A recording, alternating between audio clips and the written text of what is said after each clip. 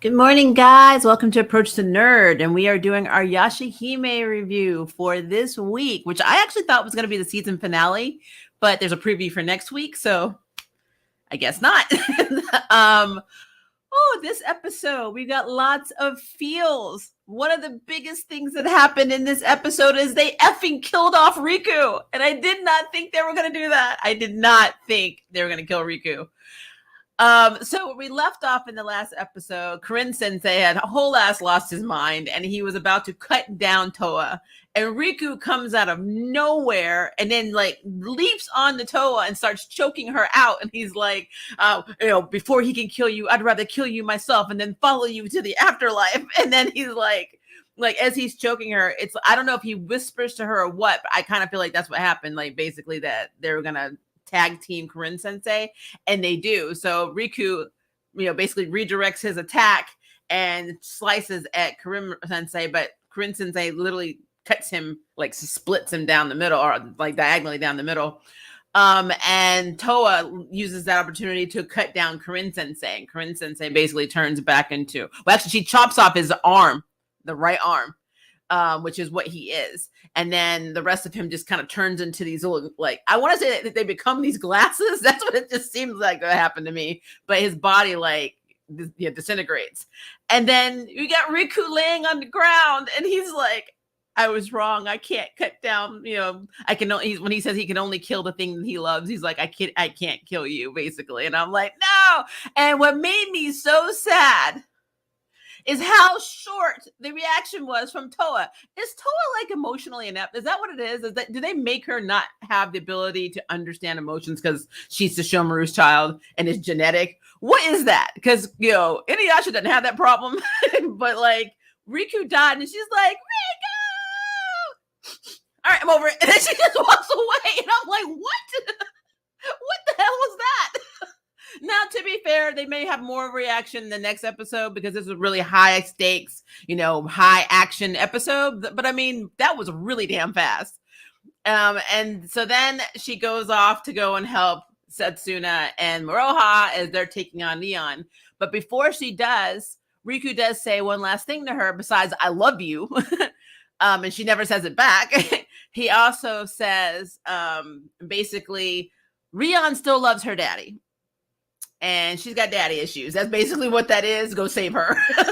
So Toa goes off to try and save her. Now the OGs are all like hanging around like sports commentators about this Grim Damn Butterfly. They're not really doing a lot. They're just kind of like, what's the butterfly doing now? Oh, well, it's moving. Oh, wait, well, it's not moving. Good job, girls. Oh, wait, what the hell? It's moving again. That just tickled me. I don't know why. It just really made me laugh. So Sesshomaru basically made Kirinmaru his bitch. I'm like, he made him his bitch. He was beating the hell out of him. Like, he was like, you're just like a human. And then Kirinmaru was like, what do you mean? I'm just like a human. Now, I will say this. We learned in this episode that the reason Kirinmaru is doing all of this crap is because Rion died and he felt guilty that he wasn't able to protect his daughter. And he let her die. His narcissism and his need to be powerful led to a half demon killing his child.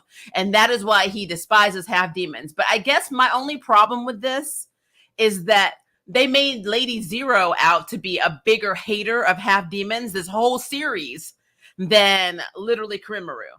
Kirinmaru was kind of like indecisive either way. He was just like, he had an air of I'm better than you because I'm full demon, but never like I despise all half humans. Like when he cut down, Setsuna and he was like, oh, I didn't really mean to do that. I hope we meet again in the future. That does not align with what they're saying now. So I'm just calling it out because, I love the show. I'm a big Yashahime fan. I'm a big Inuyasha fan. But I mean, I'm going to pick on writing. You should have done a hell of a lot more with Kirinmaru and his despising half demons than just telling us in the last episode that this is why he's doing everything. So I'm not happy with that. I'm just going to throw that out there. But it is what it is. Sesshomaru basically was taking it easy on him. Sesshomaru could have killed him in like 5 minutes. And he was making him think. Like literally, Sesshomaru was teaching this man a lesson while he was beating his butt. And I was like, that is amazing. So he's like, you act like a human. Think about it. You're not worthy of being my opponent. I was like, wow. So Kirinmaru had to have like some self-reflection and then think about the fact that he was actually mad because his daughter died, and he's, ticked off about it, which I get. But I don't know. I just feel like there was another way around that, scenario of him, I guess, kind of like to letting us know somewhere earlier in this series that he despised half demons the way Zero did, or worse than Zero did. So like I said, it's just very, very weird.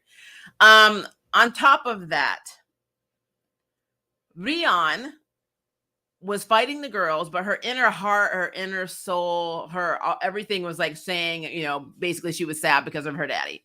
And then we learned that the reason that Rion stopped smiling for Kirinmaru is because she didn't want him to fight anymore. And then eventually she just kept doing it because he would smile back. So she was forcing herself to actually smile so that her dad would smile. That is so sad. I mean, it's really, Rion's life is really sad. But at the end of the day, a lot of things happened that kind of sped along what I thought was going to happen. So Sesshomaru, in retrospect, Sesshomaru, he spared Kirinmaru and Rion. As a matter of fact, Jocken even asked at the end of this episode, why did you do that? And he literally said something like that wouldn't heal my daughter's heart. So basically, he didn't want to hurt his daughters. That's daddy right there. But so Setsuna is able to sever the thread of destiny. But right before she does that, Toa, of course, uses the Z sword, the Zensekin, to drain her con, to encourage Rion, because at the last minute, Kirin Sensei basically is like, I'm going to cut you down, and have a repeat of the guy, the half demon, took on the form of the half demon that killed her originally. And so she's running for her life, and Kirinmaru was like, fight back. And the girls are saying, fight back. You have to cut him down with your own power. And so she's running, and she wouldn't do it. So Toa holds up the Zensekin, and she's like, okay, then I'm going to help you fight. So she starts draining the energy of this freaking field that Kirinmaru Sensei put her in, and it's killing her. Basically, it's sucking out her con. And then basically Rion gets the strength to cut down this half demon.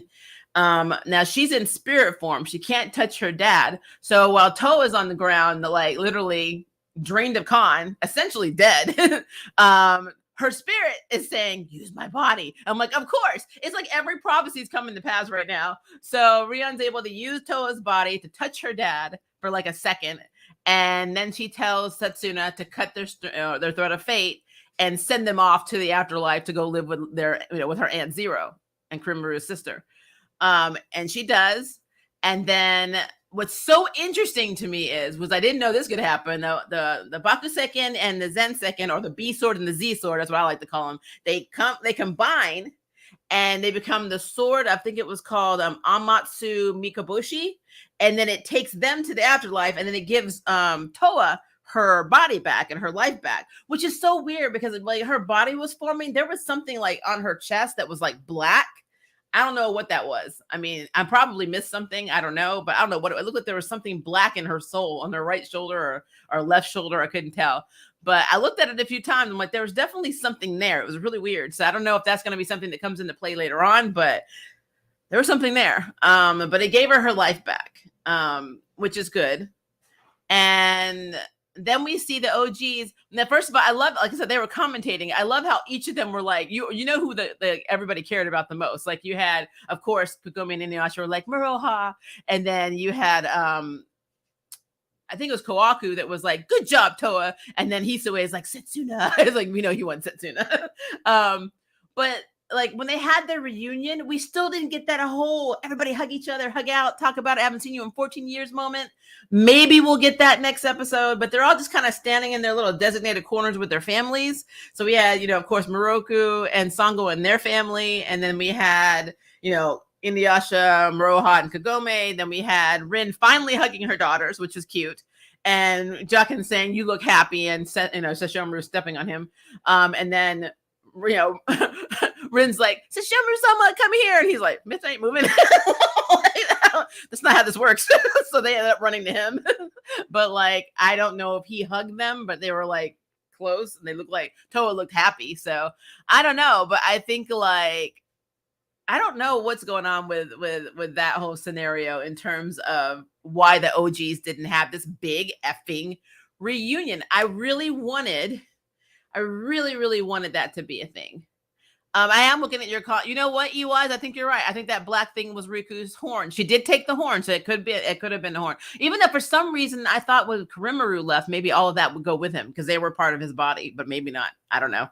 But you're right. I think that thing that was reflecting was actually the horn. So I don't know. But back to what I'm talking about with the OGs. I did not get my moment yet. I'm still disappointed. I really am. I wanted all of them to be like, oh my God, I missed you, blah, blah, blah. None of that. It's like this series is a light years away from the past, like the OG series, in terms of showing emotion. Because only certain characters show emotion. It's really weird. Like we learned this from the other episode where Toa was leaving, Sota and his family, with May and Mo and the grandparents.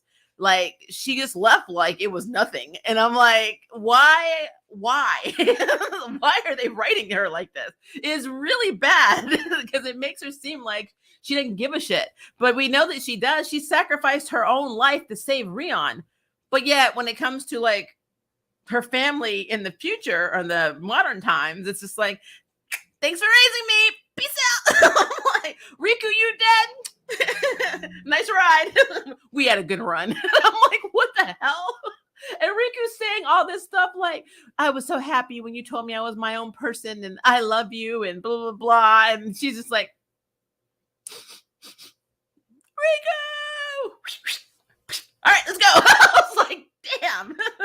The only time I've seen her ever show real emotion is when Setsuna died. Or actually when anything happens to Setsuna. But outside of that, it's like, why?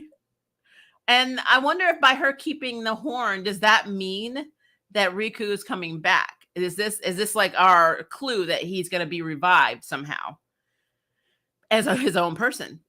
I mean, that could be a thing. I don't know. I don't know what's going to happen. And I know in the next episode, we do get to see a lot more of the OG people, and we're starting the next chapter, which gives me hope now that all the adventures are going to have the OGs involved too, which is very cool. I am not opposed to that. We do see that they're at a grave site. I don't know if this grave site is for Riku. I don't know if this grave site is for Rion. I don't know who this grave site is for. But we do see that the girls go visit a grave. I'm thinking it's Rion. I don't think it's Riku. I don't know if we're going to see Toa really process Riku dying and come to terms with it and have like emotional issues over it in the next episode. I don't know. Because everyone seems pretty damn happy in the next episode. So I don't know. Is it weird that I love the show, but it was just kind of lackluster in a way? Like all the big moments just seemed so lackluster to me. So I was just like, wow. Just like even with Kirinmaru, I felt like we have all this buildup for this omnipotent being.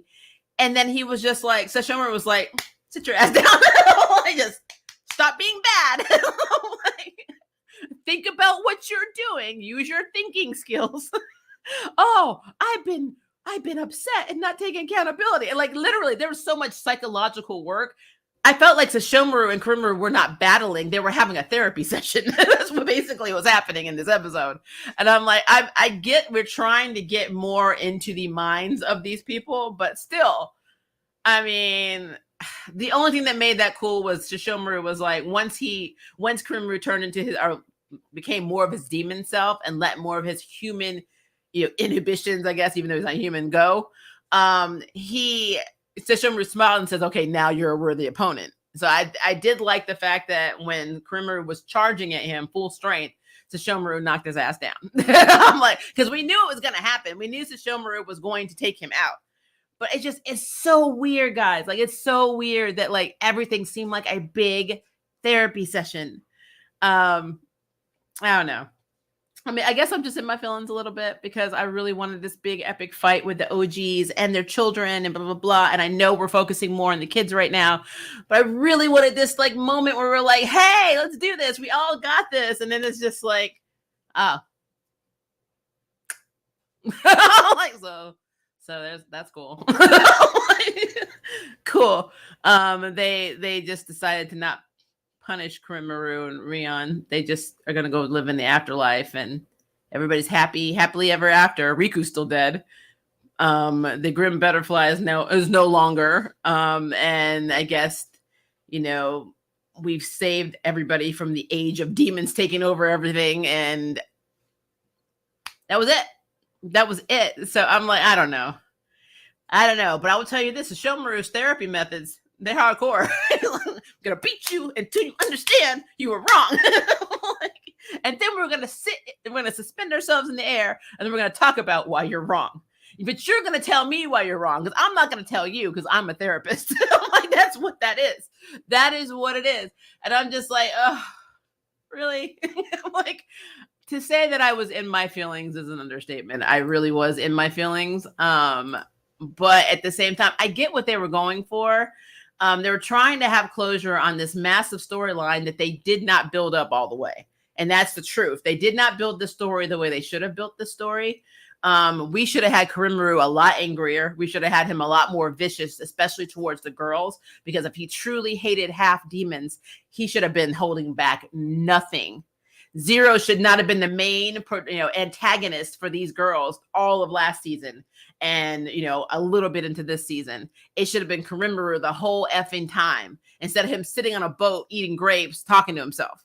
I just don't understand. Like, even when he was like, I want to go to the modern times and become the hero and have all the humans worship me. I'm like, this is taken away from what we just learned in this episode. You were upset about your daughter dying.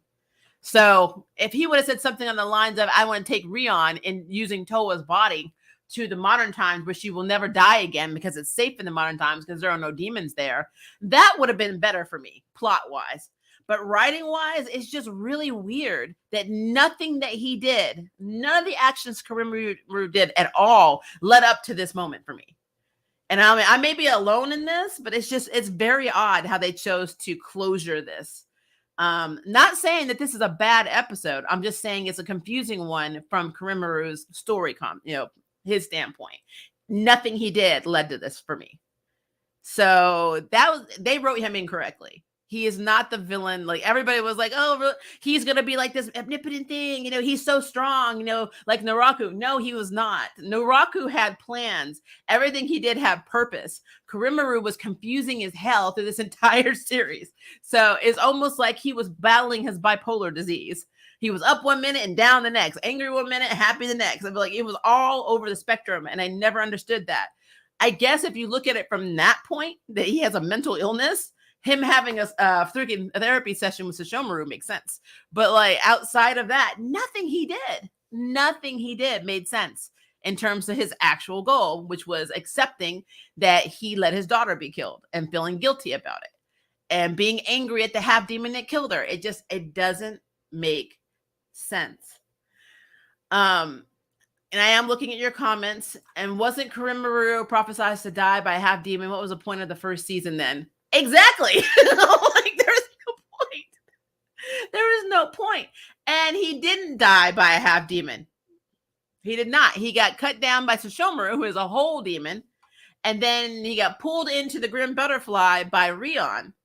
And Rion, as far as I know, is not a half demon. And none of the girls cut him down.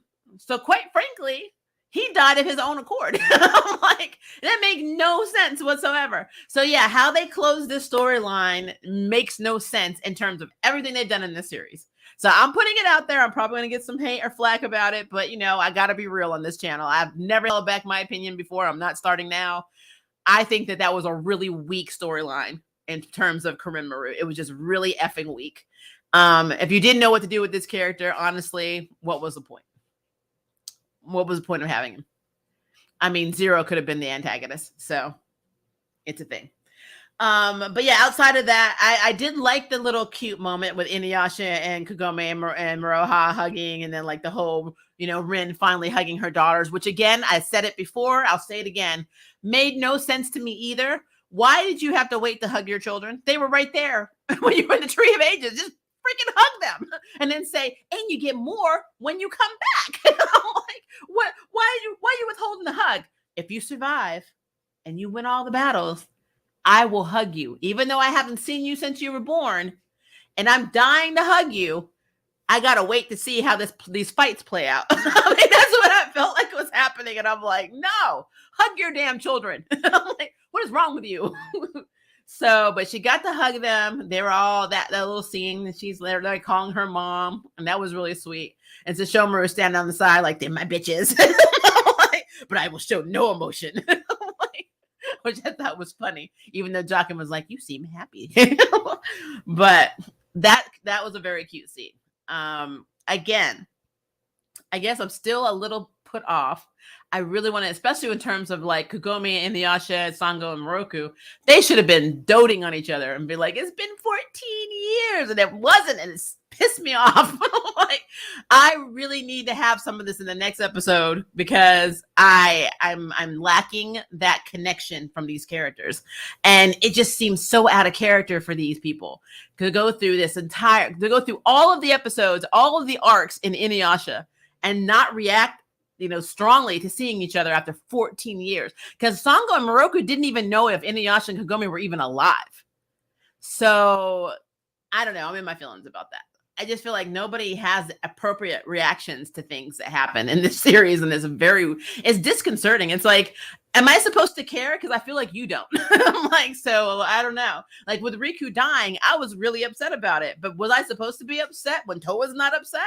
So I mean, it's weird. It is weird. All right, so let me go and start at the top. I cried when Riku died. It was sad. It was I did not think they were going to kill Riku. I really didn't. So shame on me, I guess. But then again, is he really actually dead? If she's got that horn, they made a point of showing it glowing through her jacket, maybe he's not.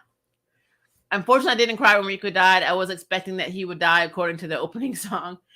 Yeah, a lot of people had that theory that he was going to go away, and that last moment when she was talking to him and standing in the flowers was foreboding. So I'm in denial. Riku and Rion aren't gone. I mean, Rion's in the afterlife. Technically speaking, I guess Sesshomaru's mother could go in there and get him out if she really wanted to, but she's not going to do that. So can we appreciate how Hisue was only concerned about Setsu? Yep, that was cute. That's what I was saying. He was like, Setsuna.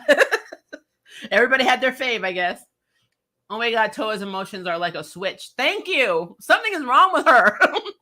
I can just turn them off in 10 seconds. It doesn't make any sense to me. I guess Rin was not there for his strength, but for him to teach Kirinmaru how his child felt. It does.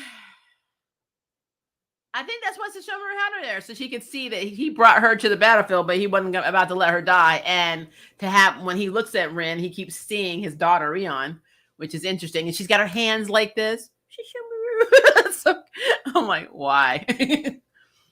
A lot of the connections from this season were never addressed. Lots of loose threads. Yep. Professor Sesshomaru. I'm telling you, he is Dr. Sesshomaru. And weren't we all disappointed in this Sesh Rin reunion? Like, their hug was like as plain, of course, and Seshi's hug sigh. At least Jekken left us knowing he was happy. Like, I didn't even see Sesshomaru hug them. I guess I have to go back and see prospectively, because they switched over to Kagome, Inuyasha, and Moroha, and then they did like a kind of pan out, so you saw everybody. So he probably did. I just didn't see it. Let's see. It's funny, the lesson was Kirinmaru coddled his daughter too much, protecting her from everything, making her weak, while Sesshomaru was the opposite, basically abandoned his kids so they can get stronger. Well, to be fair, Kirinmaru, he coddled her, but he also neglected the hell out of her when it came time to his ambitions. So he was a little neglectful too, unfortunately. And then he was sitting in that chair depressed when Toga originally cut off his arm, and he was like this. And he's like pouting. And his daughter's in there like, what the hell? I don't know. That's a whole messed up situation. I think when he meant save his daughter's heart could mean Toa's life, because they didn't care for Kirinmaru's death, but he did kill Kirinmaru. Rion would have been bitter, and Toa would remain dead. I think he didn't want to hurt his daughters too. They worked really hard to save this girl. They were working hard. So I think that's why he did it. He didn't want to be the one to break his daughter's heart. Because Sesshomaru loves his daughters. He just can't show them that because he's not allowed to. Stoic. Mama taught him to not show emotion. So that's Riku in the pocket. Yep. Yeah, it looked like the lightning bolt in Toa's chest. It really did. I mean, again, since it's the lightning bolt, it probably is the horn. So that's a good observation. Let's see. It's annoying they made the focus on Toa. She's like the least liked character of the girls. I know, but she's the one that got to live in the future, so she's the Kagome of this series. That's a remain of Riku she's keeping. I just wonder if it's going to do something, if it's going to reform his body in some way. You know what I mean? Like if it's going to, maybe she'll learn, maybe she'll be like, maybe since it brought me back, I can do something with this and it can bring him back. You know, the two swords would come together. The B and Z will, bring him back. I don't know if that's true or not, but it might. Yeah, it was dumb that they all kind of stared off at the end like they had nothing to say to each other after being separated. Yep, after a decade and a half. It didn't make any sense. They could have run it. I would have loved for them to be like, oh my God, I haven't seen you in forever, blah, blah, blah. That should have been like the moment. Now everybody's standing like pose for the camera. That doesn't exist yet. So stupid. The gravesite, I think, was for Riku. He was the only physical thing left.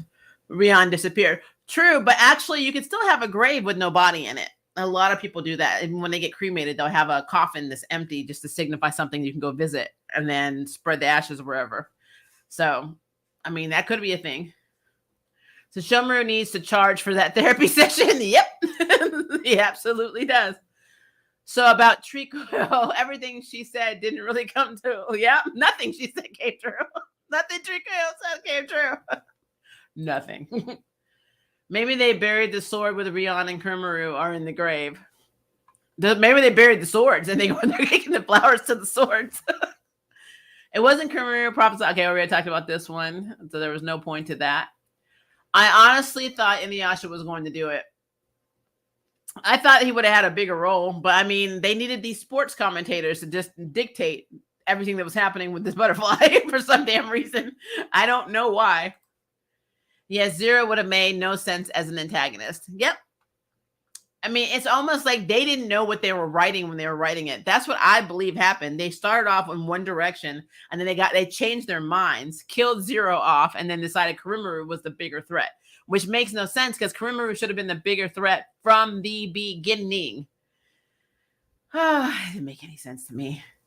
Also, what was the whole thing about Kirinmaru and Sesshomaru walking the same path, and to destroy one, you must destroy the other?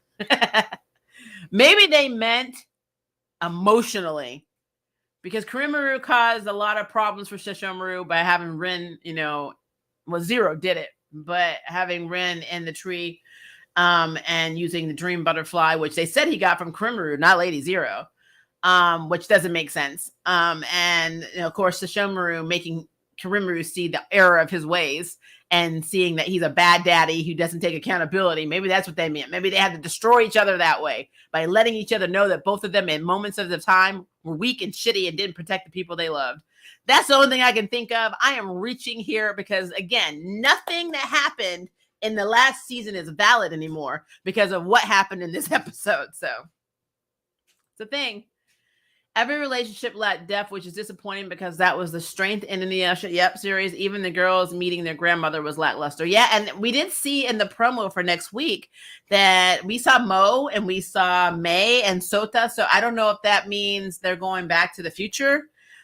All of this would be okay for me. Well, it won't be okay, but I will accept this stuff if we get to have Kagome go see her mom again and have all of that stuff that we're missing in this episode in the next episode.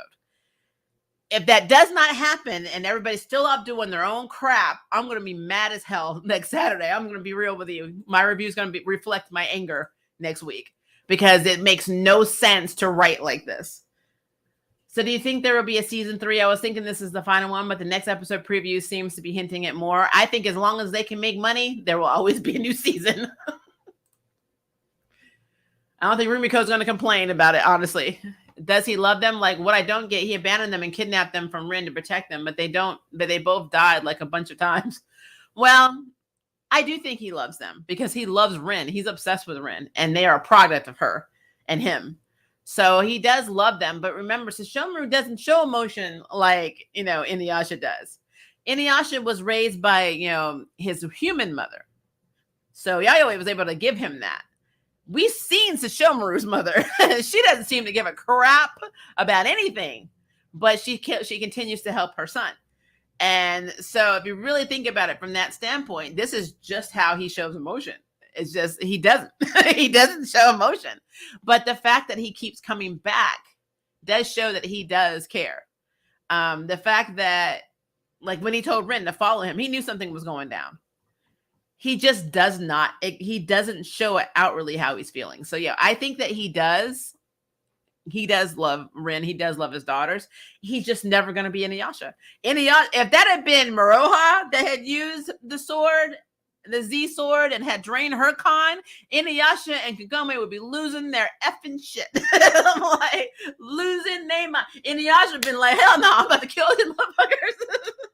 I'm like, that's it. So yeah, I felt like, I really feel like anger. We do see Sesshomaru get angry. When he squints his eyes, he's angry. But outwardly doting on somebody, we don't see that. But we've seen, even in the OG series, that when Rin died, like again, and he couldn't bring her back. Remember, and he went to she went to the afterlife or other world, the other realm, whatever. And he was talking to his mom, and he was like willing to die to bring her back. That was way before they became a couple. So we see that he does, when he wants to save the people he loves, he will do anything, but he doesn't discuss it. It's not like Riku. He's not going to give you this grand gestured speech. He's not going to be like, I love you and I can never, blah, blah, blah. He's not going to do that crap. I was surprised he answered Jokin, because normally when Jokin asks him things, he's like, none of your business. Like, you don't get to know how I feel. So the fact that he even said to Jokin, the reason he did not, why he showed mercy on Kirinmaru and Rion, is because he did not want to, it would not heal his daughter's heart. I mean, that in itself shows you he was motivated by his children. So yeah, I think that I will accept the fact that Sesshomaru does love them. He just is never going to show them that. I will accept it if Setsuna turns into a dog. She may have that ability. Sesshomaru did show emotion when Rin dies in the underworld. Yep, that was the episode I'm talking about. Yep. Couldn't he fly Rin up like where he did come from? Couldn't he fly Rin up like where did what do you mean? Oh, you mean when he said follow me? Yeah, that was not lost on me. Rin, come with me. You can't just pick me up. I mean, your brother picks his wife up all the damn time. I'm like, why I gotta ride on this thing with Jokin? We are all getting our wish next episode. Inuyasha and Kagome meets the dealer. I really, really want it. Oh, please let me have a scene where Inuyasha and Kagome meet Jubei. Oh, please let this happen. Oh my gosh, I will die. That would be funny as hell, because that is the one moment besides the OGs reuniting I've always wanted to see in this episode, is Kagome, especially Kagome. You made my daughter do what? Like, oh, hold up. At least that would have been my reaction if that had been my daughter. Like, so no, Oh, on his back, I saw that. I feel like we're going to see a lot of characters in this that we haven't seen throughout this entire series. But look how long it took us to get Shippo. I'm like, we were waiting forever for Shippo to come back, just to have him just randomly appear and be like, oh yeah, I was off training my fox magic, living my best life, pretending to be an old man teaching people. I didn't know that they were still alive. So I was just living my best life. It's so weird. I doubt they'll react how we want. They'll just help her pay her debt. They better not. Especially if Maroha explains the debt. I don't know. If she's like, oh yeah, my master did this and I've been paying this debt off. And they're like, say what? No, I cannot wait. That scene with Jubei better go the way I want it to go. Or I'm going to call bad writing on this entire damn series. In the manga, it shows he had the girls raised up in a castle. It just seems better than all the random stuff they did in the anime. All these trees that the family was raised by trees. Well, I mean, the Tree of Ages is not a bad teacher, I guess, in a way, except that everything the tree said is wrong. Riku was a real one. Yeah, he was a real boy, like Pinocchio. I need that reunion with the OG characters next week, and Kagome and Yashahime react to Jubei. I'm telling you, if we do not get this next Saturday, I'm going to be in my feelings. I'm going to be very effing angry, because it doesn't make a lick of sense, to have all of these characters be so close throughout the entire original series and then not give a crap about each other now that they're older and married and have kids. That doesn't make any sense to me. So yeah, they better. And then will Rin go back and live in the village with Kaede? Where are they going to live? I'm really curious. Like, where is Sesshomaru and Rin and his daughters going to live now? They don't have a house. I mean, hell, they've been living in a tree. I'm like, I think they live in a tree. They live in a tree house. I'm like, what's going to happen to them? Where are they going to live now? So, yeah, that's interesting. Is Kagome and Inuyasha's house still available? Because they've been gone for 14 years. Somebody could have moved in. I'm like, it would be interesting if actually their house and stuff is just the way they left it. Because, Kaide does not live in a rich village. So, I mean, people are first come, first serve. Give me that damn house, So I wonder what's going to happen with them. Where are Kagome, Inuyasha, and Miroha going to live? At least with Sango and Moroku, they already have their established places. But, like, these two families are displaced right now. So, yeah, I mean, there's a chance that Inuyasha and Kagome's house in the Kaide's village is still available. But, I mean, what about Rin? Rin was staying with Kaide, sleeping with Kaide. She's going to have her own place. Where are they going to live? Are they going to be a family that just walks? Like they didn't know. We're just going to travel on foot everywhere. Like forever. It doesn't make any damn sense at all. I think Hisue being in the Setsuna is going to be interesting. I want to see how Sesshomaru reacts to that. Because that's going to be really funny. Yeah, there's a lot. Can they give Rin shoes, please? I don't know why that child didn't have any shoes. Lord have mercy. I don't know why. I don't know why. Really, can all of them take a bath? Like, I want Inuyasha to confront Sesshomaru for locking them away. Yeah, I don't know if that's going to happen, though, because everybody's having like this peaceful moment and Kagome doesn't want to mess that up, which is really interesting because this man kept you away from your child for 14 years. Even though he had Jock and showed them random images of her growing up, they were away from their child for 14 years. That is messed up. I don't understand that. They forgive too much, I guess, is what I'm saying. I don't get it. I don't know it. Is it going to be weird now that Kagome is like 14 years younger than Sango and Moroku? She did stay young. So, yeah, I mean, she's probably happy about it because I don't know if Inuyasha can age as fast as her. So she's probably like, maybe I got a shot at aging a little slower like him. But, yeah, it is a little bit odd. But to be fair, let's be clear here. Sango looks the exact same as she did in the OG series. So does Moroku outside of his hairstyles and his beard sometimes. None of them have aged. Even Kaide. Kaide was like 100 in the first episode of the first, of Inuyasha, the OG series. She looks the exact damn same. She looks the same age. She looks the same as she was in the last series. It does not seem like 14, 20, any years went by for them. So that's the thing. I doubt they'll live like we want them to. Remember, they're half demons, so they'll have their own adventures, come and go type things. Probably. Yeah. I think Inuyasha will build a wild house for them. You think he'll build a house? I wonder who built the other one. Did he build the house? I'm trying to think back to the special they had, the Inuyasha special they had after the series. I can't remember if he's the one that built their house or not. Huh. That's a good question, actually.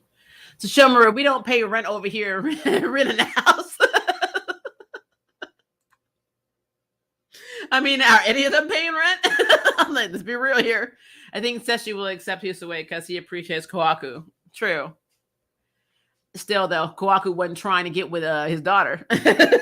So, it's a different level when it's your kid. I don't know. I'm just curious to see how that plays out. I think that'll be really funny. But yeah, like overall, like I said, this series is not a bad series. I do not dislike Yashahime. I just hate inconsistent writing. And my biggest gripes right now, as I pointed out, is Kirinmaru doesn't make sense. The prophecies they don't make sense because nothing came to pass in this episode. It's like that stuff didn't matter. And it's almost like they got a different writer for this season. It's really weird. The emotions that are lacking in Toa, the non-connections made between any of the characters that have connections to each other, they just seem non-existent right now. Everything is very rushed and it felt a little lackluster for me. So not a bad episode, but not really a good episode. I'm kind of in the middle. So I guess that's how I feel. So yeah, it's a thing. In the last preview, Rim mentions a gift for them from Sesshomaru. Maybe he got his own castle to live and was waiting for the girls to prove themselves to live up to the skies with the dog demons. Oh Lord, yeah, I would not want to live in the sky in the castle in the sky. Just saying, Hal's moving castle maybe, but not that one. Ring got them clothes. Like, oh Lord. And on that note, we are at 40 minutes. I'm about to end this stream. I will be back at 1 p.m. Central Standard Time to talk about another cartoon that I love called The Owl House. So that stream is on the community tab if you have not seen it, if you want to join in. So please do.